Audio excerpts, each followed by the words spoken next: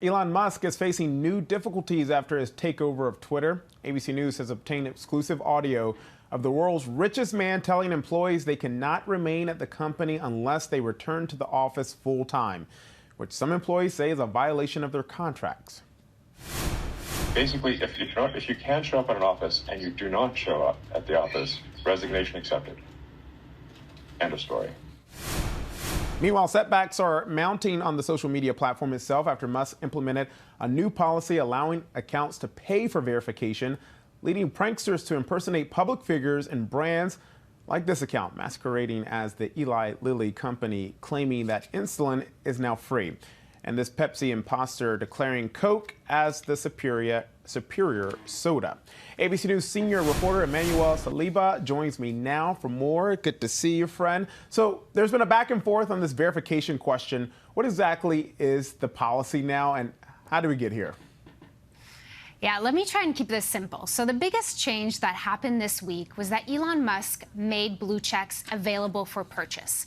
So anyone who had a Twitter account was able to pay $8 a month to get a blue check. Now, it happens that today it seems that that is on pause, but all of these verifications still exist on the platform.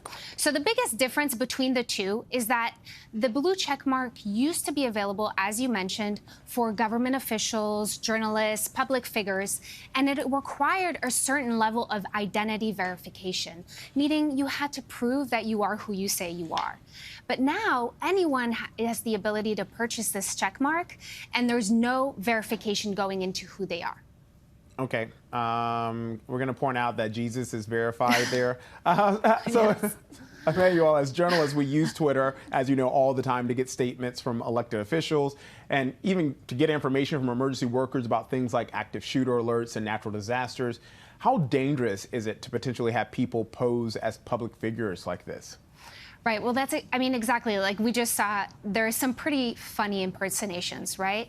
But where it gets serious and where there are real consequences is when people start to impersonate government officials, public figures during natural disasters or elections. Both events are ongoing right now in this country, and it becomes extremely difficult for users, for everyday users of the platform, to figure out who to believe, who to trust.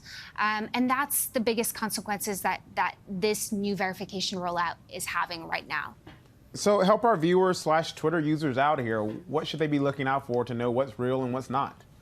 Okay, so there are a few different ways that you can go about this, but you should really check to see whether or not the handle, for example, matches the username.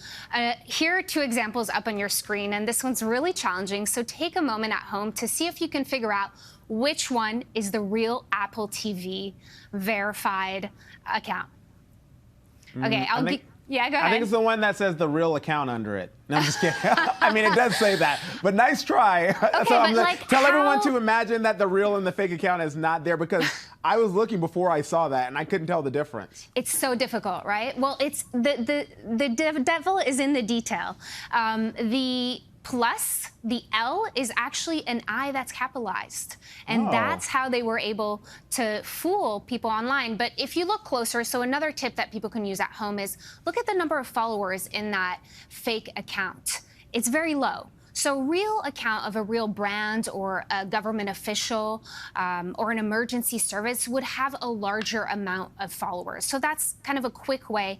But obviously you have to have the time at home to go, to click, to spend the time to do that, to double check that you're in fact following a trusted source. Wow. Okay. Well, another big question today is, will Twitter even survive? Because Musk apparently admitted that it's possible Twitter could go bankrupt. What's next? Honestly, it's anyone's guess at this point, but what's important is that this verification rollout was supposed to do two things, according to Musk. It was supposed to bring in revenue, and it was also supposed to limit spam and bots, and it's done the contrary. So it's really, we're going to see it's changing. The policy is changing day to day, hour to hour, and we'll keep you updated on as much as we know. Yeah, but you want me to follow you on Twitter? I don't even know if it's really you or not, Emmanuel.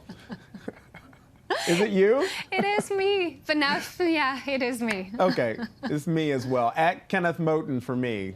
And my blue check is still there. We'll see if I have it by next week. All right, Emmanuel Saliba, thank you so much for helping us Thank you. get through all of that. All right.